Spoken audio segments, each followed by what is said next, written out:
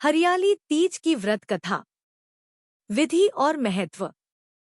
मान्यता है कि हरियाली तीज के दिन जो महिलाएं विधि विधान पूर्वक और पूर्ण निष्ठा से इस व्रत को करती हैं, वह अपने मन के अनुरूप पति को प्राप्त करती है।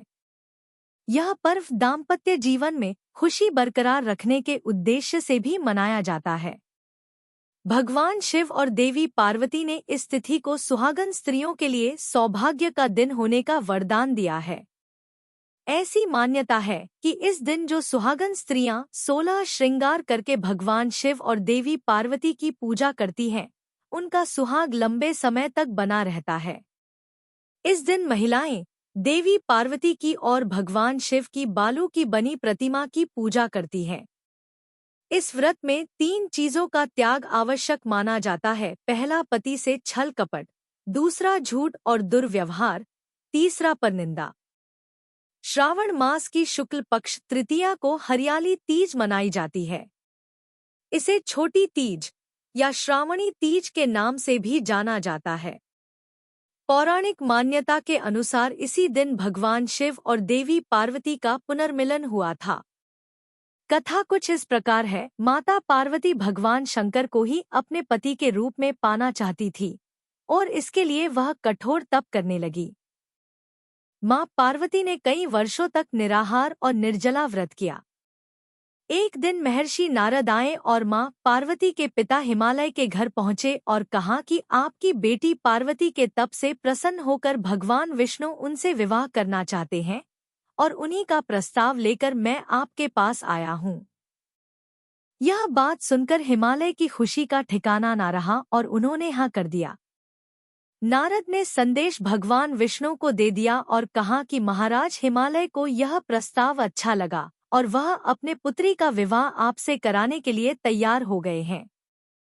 यह सूचना नारद ने माता पार्वती को भी जाकर सुनाया। यह सुनकर मां पार्वती बहुत दुखी हो गईं और उन्होंने कहा कि मैं विष्णु से नहीं, भगवान शिव से शादी करना चाहती हूँ।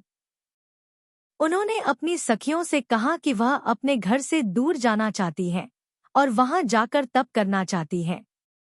इस पर उनकी सखियों ने महाराज हिमालय की नजरों से बचाकर मां पार्वती को घनघोर जंगल में एक गुफा में छोड़ दिया।